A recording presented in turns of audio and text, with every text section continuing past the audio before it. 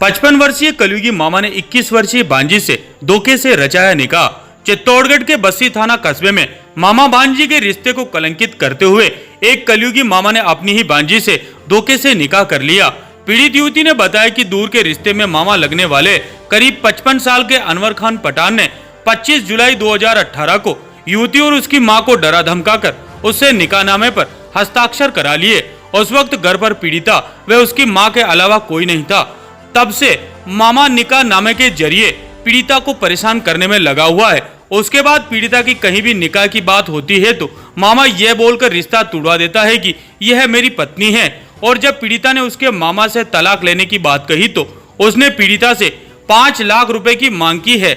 बस्सी थाने में रिपोर्ट भी दी, लेकिन पुलिस ने यह कहा कि यह मामला कोर्ट का है, वहां फैसला होगा। अब पीड़िता की आखिरी उम्मीद पुलिस प्रशासन से है कि उसे न्याय दिलाया जाए। वह अपने घर अपने माता पिता के पास वापस आना चाहती है। पीड़िता ने प्रशासन से न्याय दिलाने की मांग की है या न्याय नहीं मिलने की सूरत में आत्मदाह करने की इजाजत देने की बात कही है। नवभारत समाचार चित्तौड़गढ़ राजस्थान से राधेश्याम तेली।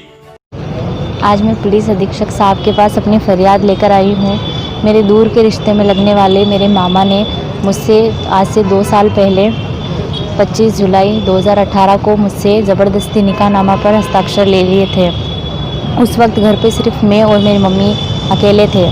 तब से वह उस निकाहनामा के ज़रिए मुझे परेशान कर रहा है और वो उस दिन दोनों निकाहनामे खुद लेकर चला गया था, मुझे नहीं दिए थे।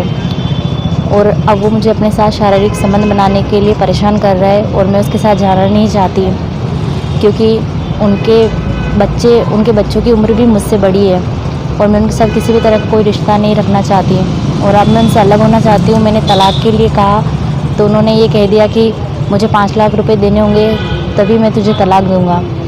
और अब तो वो बिल्कुल तलाक के लिए मना कर रहे हैं, क्योंकि वो कह रहे हैं कि हमारी कभी शादी हुई नहीं थी। इसीलिए मैं प्रूफ लेने के लिए मौलाना साहब के पास गई तो मौलाना साहब ने मुझे पहचानने से इनकार कर दिया और कहा कि मैंने कभी तुम्हारा निकाह पढ़वाया ही नहीं था, जबकि मेरे पास गवाह भी है जिनके सामने निकाहनामा पर मेरे हस्ताक्षर लिए थे।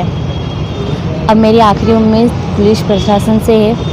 मुझे नहीं लगता कि मुझे कहीं और न्याय मिलेगा और अगर मुझे यहाँ से भी न्याय नहीं मिलता है तो मेरे पास आत्महत्या करने के अलावा कोई रास्ता नहीं है। कृपया करके मुझे न्याय दिलाने की